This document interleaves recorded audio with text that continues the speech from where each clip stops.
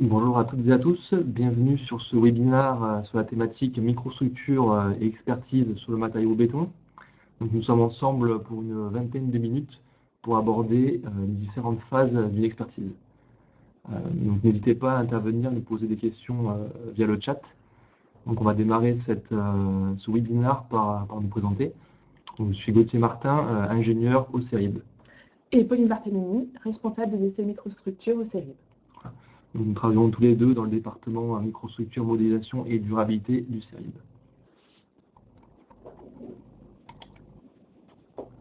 Donc on va voir durant ces 20 prochaines minutes les différentes phases d'expertise sur le matériau béton.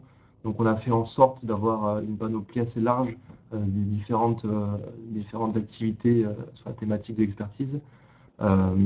Pour chaque cas de figure, on n'intervient pas forcément sur l'ensemble de ces phases, on intervient sur tout ou partie de ces phases.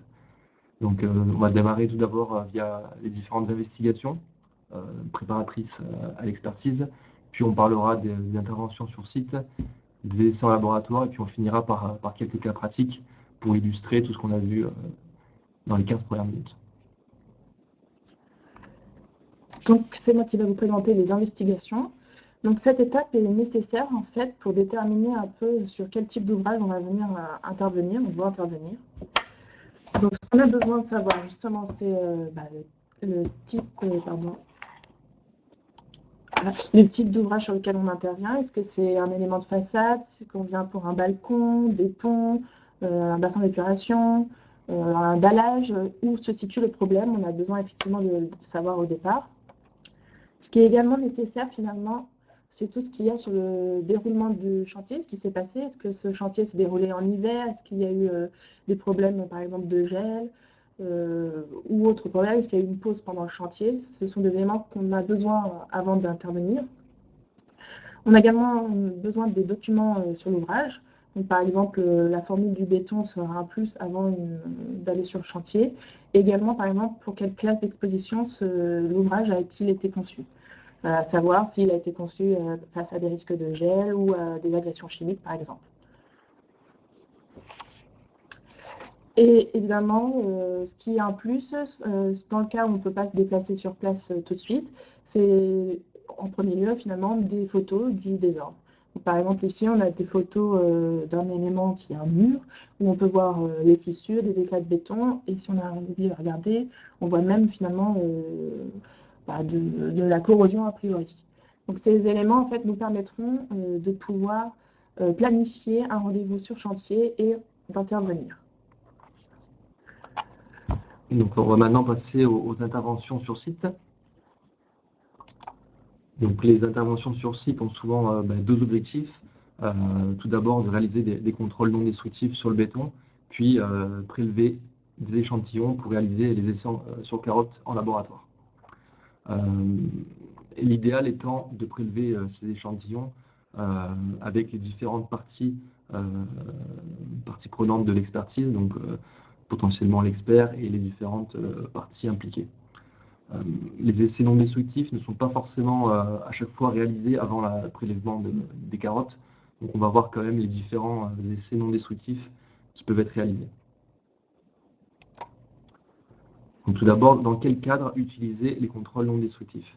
Donc il y a plusieurs thématiques via les essais non destructifs.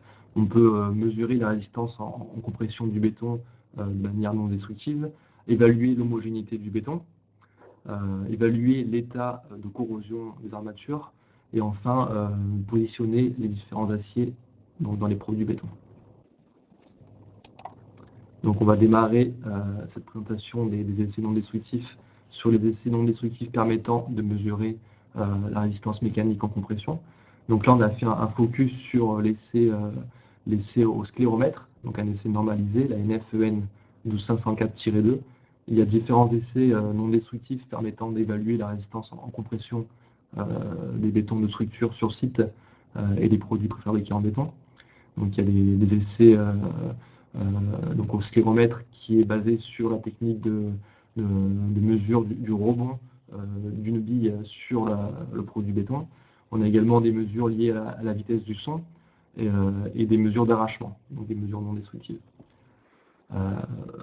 Donc la mesure au scléromètre permet de manière très rapide d'évaluer la résistance mécanique en compression, d'évaluer l'homogénéité aussi de la résistance du béton sur site.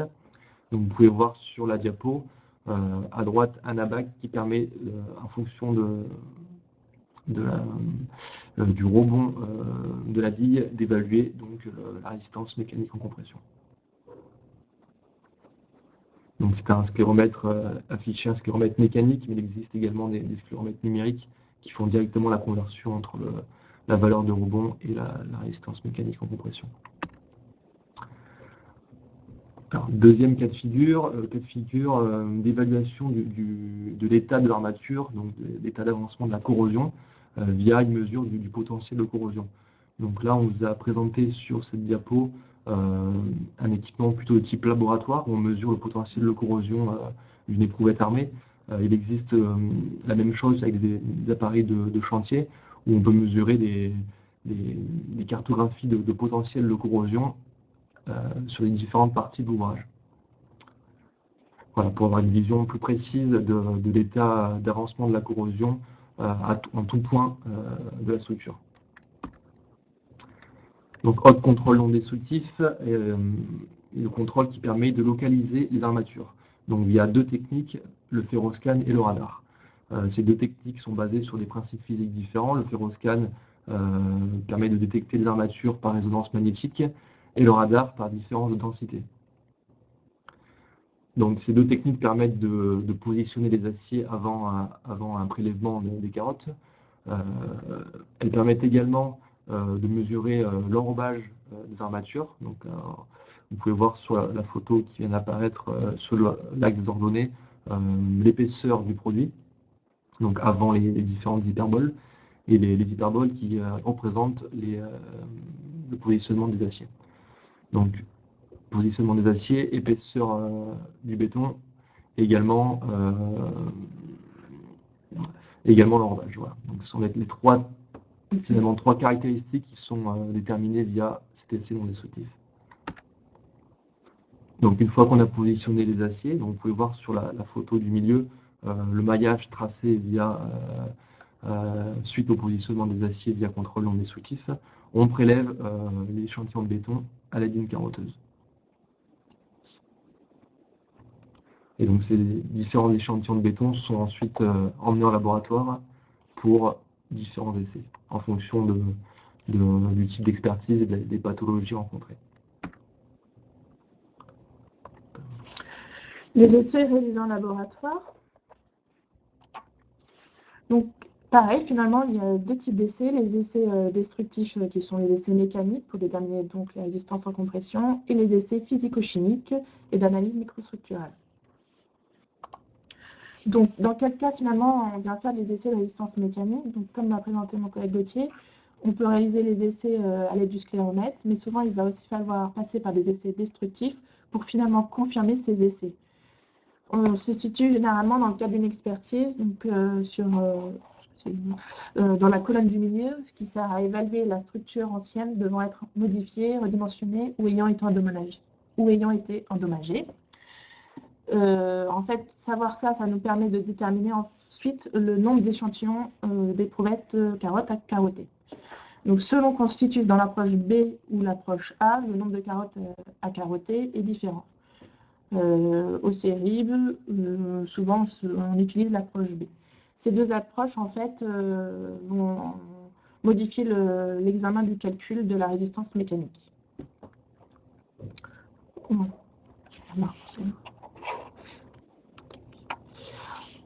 Donc on va maintenant passer aux essais physico-chimiques et aux analyses de la microstructure.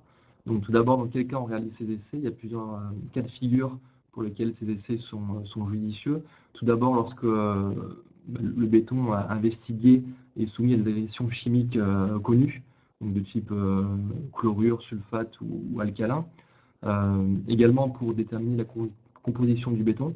Donc on verra par la suite, avec différents cas pratiques, l'intérêt de déterminer la composition du béton. Également, déterminer l'origine des désordres. On peut également citer des problématiques liées à l'esthétique, hein, par exemple des hétérogénéités de teintes sur des produits béton. Voilà, donc ce sont dans ces cas de figure-là qu'on utilise les essais physico-chimiques en laboratoire. Donc là, sur cette diapo, on vous a présenté 3 cas de figure. Sur la partie gauche, une mesure de la profondeur de carbonatation sur béton. Donc sur une carotte prélevée sur site, on a pulvérisé un indicateur coloré, donc de la phénophtaline, qui réagit en fonction du pH. Sur un béton sain, donc un pH basique, on a une coloration rosée, donc on peut voir la partie du milieu. Sur les extrémités de la carotte, on a un pH un peu moins basique, un peu plus acide, et donc on a une coloration qui n'est non rosée, donc plutôt blanche, parce qu'il s'agit du béton carbonaté.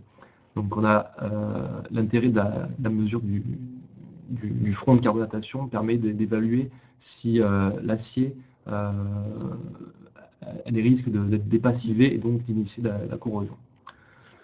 Sur la partie centrale de la diapo, vous pouvez voir les profils en chlorure, donc en chlorure libre et en chlorure totaux. Donc il s'agit de dosages chimiques en différentes profondeurs du béton. Voilà, donc on réalise ce genre de profil pour les chlorures, également pour les sulfates. Pour la réalisation de la détermination de la composition du béton, on vient faire différents essais. Le premier, ou en parallèle, est l'essai de porosité de masse volumique. Donc on vient prélever dans les carottes 3 corps d'épreuve que l'on vient mettre dans un dessécateur sous vide. On vient introduire de l'eau et ensuite on va faire différentes pesées du corps d'épreuve.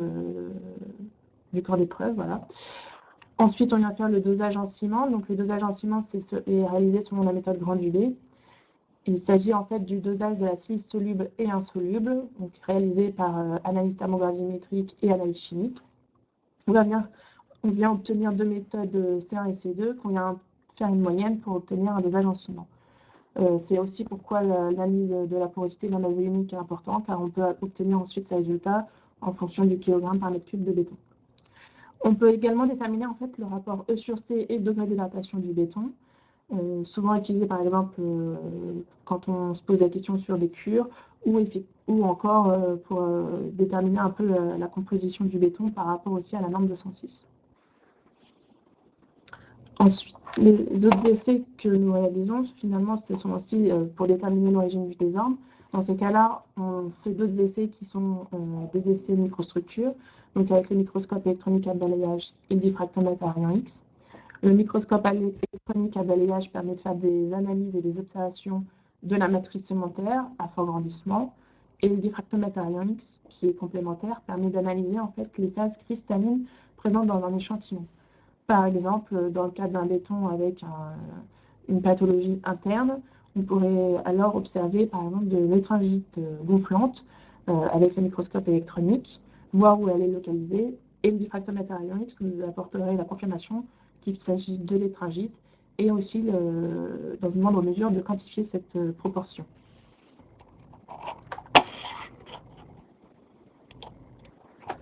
Nous allons enfin pouvoir passer au cas pratique.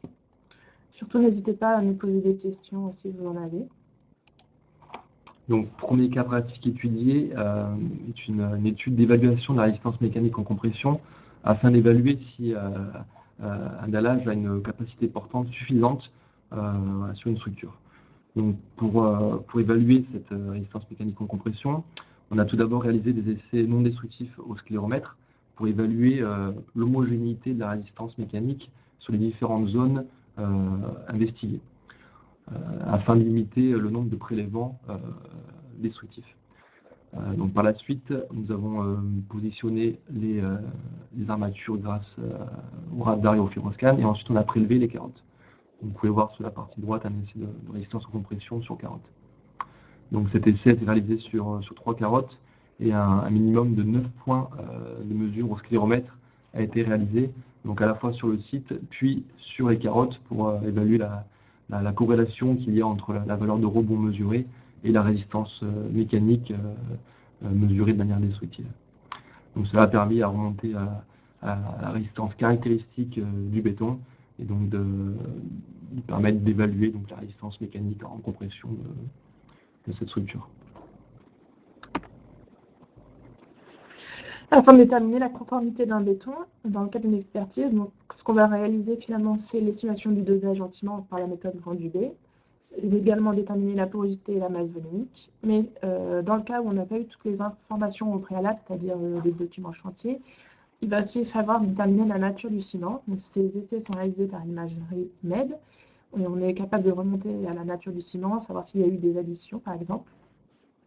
Et enfin, déterminer les résistances mécaniques, donc, comme l'a expliqué mon collègue.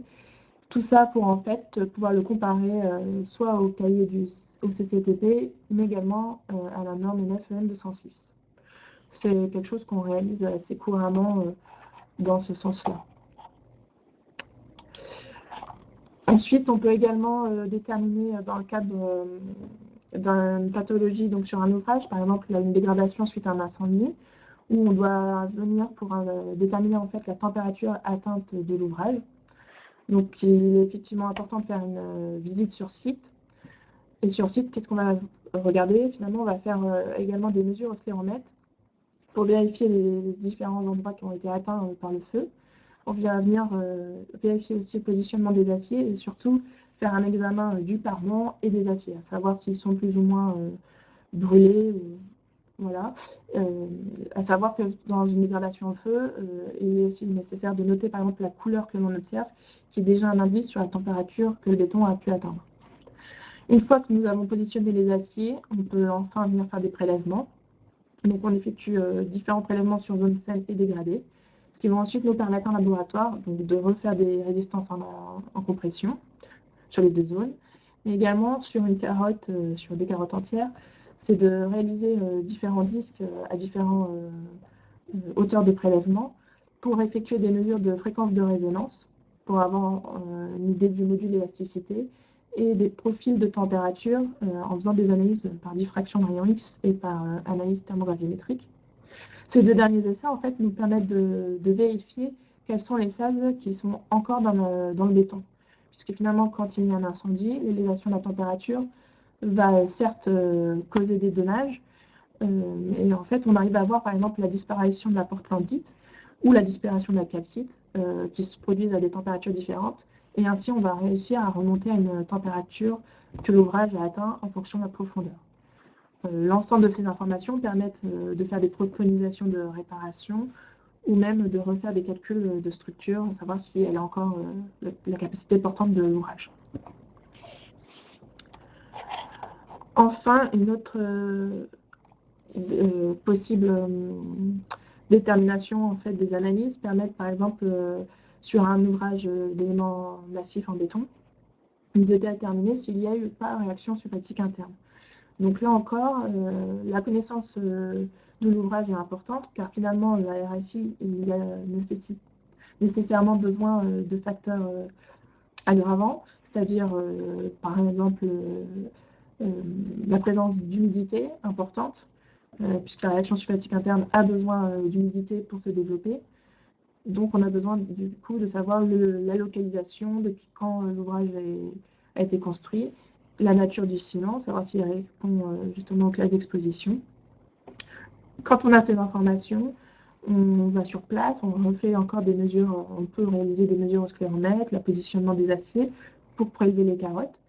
Et une fois qu'on a les carottes en laboratoire, on va venir examiner au microscope électronique et au diffractomètre à rayon X la matrice du ciment, surtout la matrice du béton, pardon.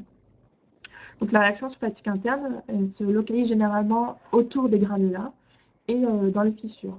Donc ce qu'on va venir déterminer, c'est la présence des étringites et surtout savoir si elle est gonflante ou pas. Hein, puisqu'il existe quand même deux sortes d'étringites, la primaire et la secondaire. La primaire ne crée pas de désordre, alors que la secondaire, il est possible qu'elle crée des désordres si elle est gonflante, l'étringite. Dans le cas où on a un doute ou que c'est avéré, il est également possible de faire l'essai d'expansion résiduelle selon le guide du LPC numéro 67. On peut également, lorsque la réaction est au début, si on a un doute sur cette réaction, positionner par exemple des fissuromètres sur les fissures pour observer sur un an par exemple la dégradation, la propagation des fissures. Une autre réaction possible est la réaction alcali-granulat, qui est du coup généré généralement sur le granulat, comme le nom l'indique. Et ce que l'on observe sur les bétons, finalement, c'est des éclats à sa surface. Voilà, le mot qu'on peut entendre, c'est souvent les pop-out, que l'on observe par exemple ici sur notre image en haut à droite. Donc, dans ce cas, en fait, on a supposé à de la raille, car finalement, l'éclat est causé juste au-dessus d'un granulat, ce qu'on a pu confirmer par une image MEB en regardant sur un échantillon brut, c'est-à-dire pas préparé, s'il y avait ou pas présence, par exemple, d'un gel alcalin. Ce qu'on a également pu confirmer grâce à l'analyse chimique qu'on le voit à côté, on voit finalement pas trop, mais que c'est un gel silico avec du potassium. Voilà un autre cas de réaction. Et dernier cas pratique étudié, il s'agit d'un allage béton formulé afin de respecter la classe d'exposition XF2, sur lequel de l'écaillage a été suspecté. Donc, afin d'identifier si c'est bien de l'écaillage et si le béton est bien formulé pour respecter la classe d'exposition XF2, différents prélèvements ont été réalisés afin de mesurer en laboratoire le dosage en ciment, le rapport E sur C. On a également réalisé des mesures de L-bar pour avoir le facteur d'espacement entre les bulles. Et également un essai performantiel, l'essai d'écaillage selon la norme XPP 18420. Donc voilà, l'idée était de vérifier la conformité du béton vis-à-vis de la classe d'exposition XF2, donc via des essais chimiques, et ensuite d'évaluer la résistance de ce béton vis-à-vis de l'écaillage. Donc ouais, il s'agissait du dernier cas pratique présenté. Nous avons terminé notre présentation sur cette thématique. On peut également préciser qu'au catalogue de formation CERIB, nous proposons différentes formations sur la thématique de la durabilité des bétons et de la norme béton et de la FEN 206 sur demande. Voilà, si vous avez des questions, n'hésitez pas à nous les poser, soit maintenant, soit par la suite, par mail ou au téléphone, il ne faut pas hésiter. Du coup, nous avons laissé nos adresses mail. Voilà. Est-ce que vous avez des questions? On a peut-être été un peu rapide sur tous les cas.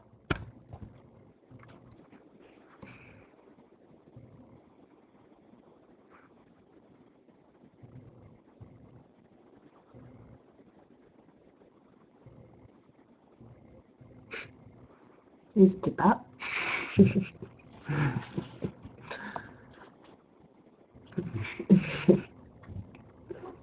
Ah.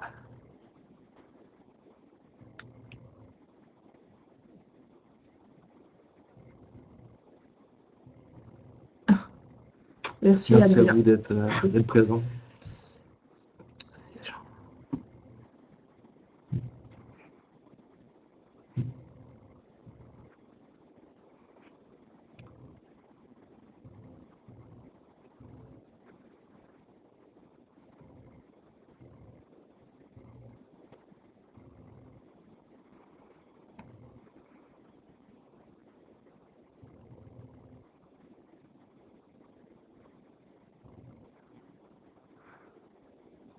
Alors, bonjour Dominique, je vois que tu nous as écrit une question. Ces essais sont-ils exploitables sur des bétons fibrés ultra haute performance? Les essais, alors l'ensemble de ces essais, bien sûr que nous pouvons réaliser des essais de compression, des dosages en ciment. Peut-être que qu'on t'apporte une précision sur un essai particulier.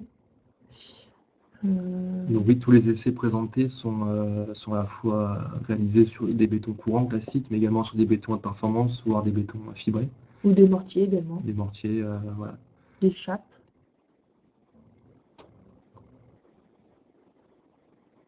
Donc sur les BFUP, on a d'autres thématiques qui peuvent être d'autres référentiels et d'autres thématiques qui sont investiguées. Parfois également la teneur en fibre qui peut être mesurée pour vérifier la conformité de la composition du béton, la répartition.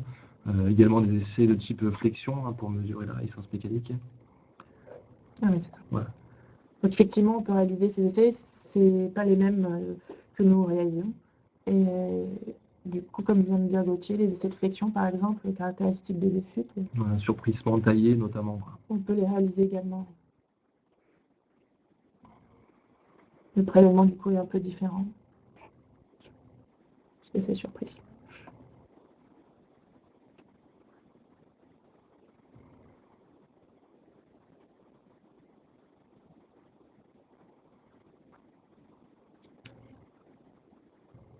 Oui, mais on peut faire.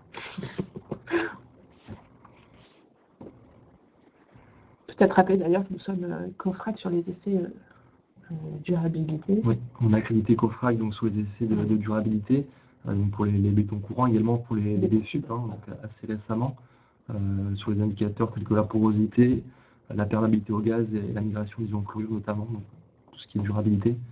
Et ensuite également sur les essais mécaniques, hein, on est accrédité COFRAC.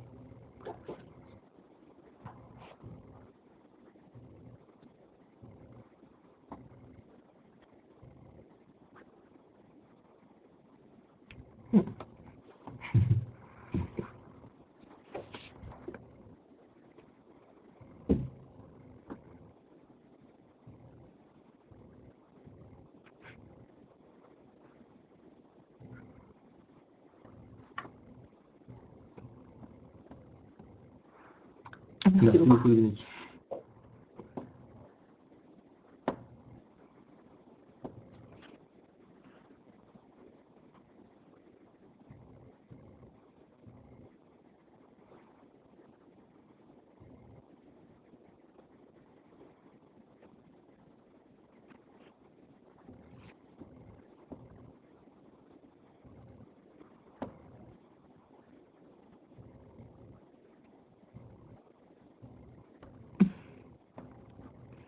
Suspense.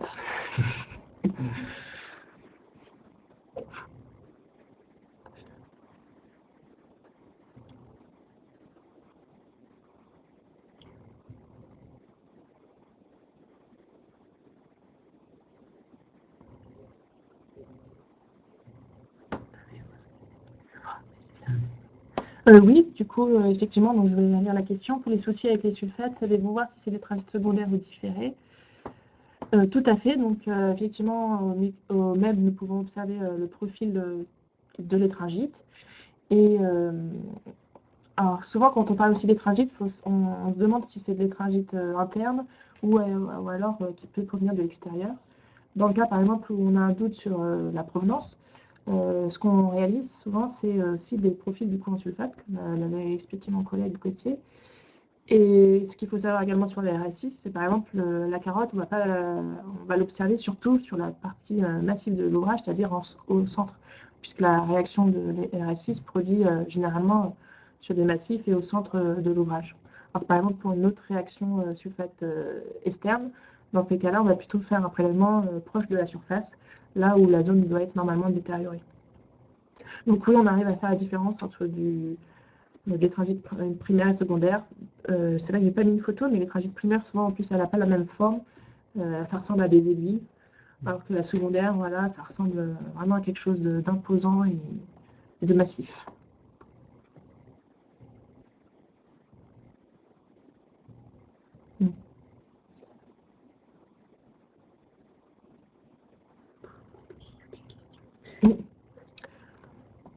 Si vous n'avez plus de questions, du coup, on va s'arrêter là. À savoir que le webinaire va être disponible.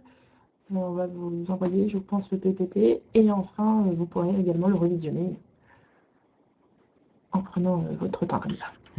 On vous remercie. Merci beaucoup, bonne journée. Bonne journée, au revoir. Au revoir.